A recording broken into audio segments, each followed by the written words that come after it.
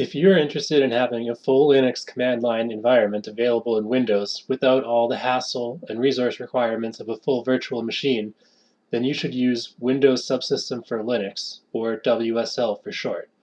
In this video, I will demonstrate how easy it is to install your Linux distribution of choice and how easy it is to access your Windows file system from your Linux environment and vice versa. WSL is a feature that comes with Windows 10, so to get started, all you need to do is run a simple command to enable WSL. Simply open PowerShell as an administrator and enter this command. It will take a couple minutes to run, and then you'll have to restart your machine afterwards.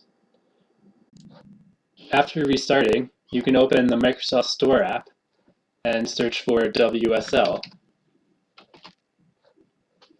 You can select your favorite Linux distribution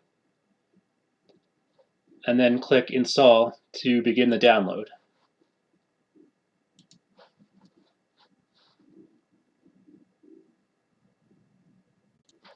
When the download is finished, you can just launch it, and it will complete the installation process in a minute or two.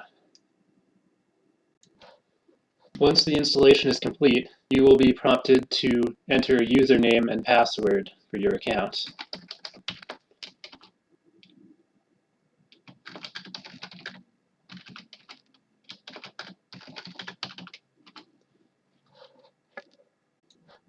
Now you have the full Linux command line environment available to you. Remember your password because you will need it to run anything with administrator privilege.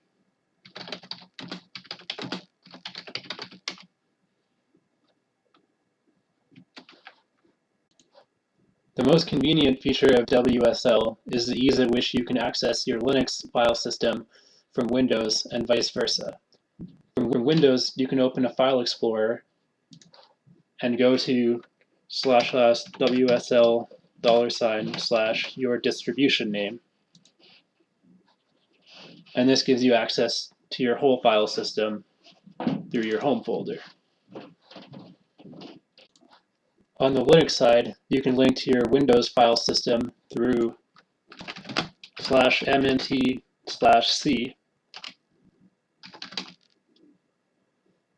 And now you have the full suite of Linux commands available to manipulate your Windows files through your Linux prompt. I hope this video has demonstrated the simplicity of WSL compared to a virtual machine and how exceptionally fast the setup process is. Thank you for watching, and you can subscribe for more videos.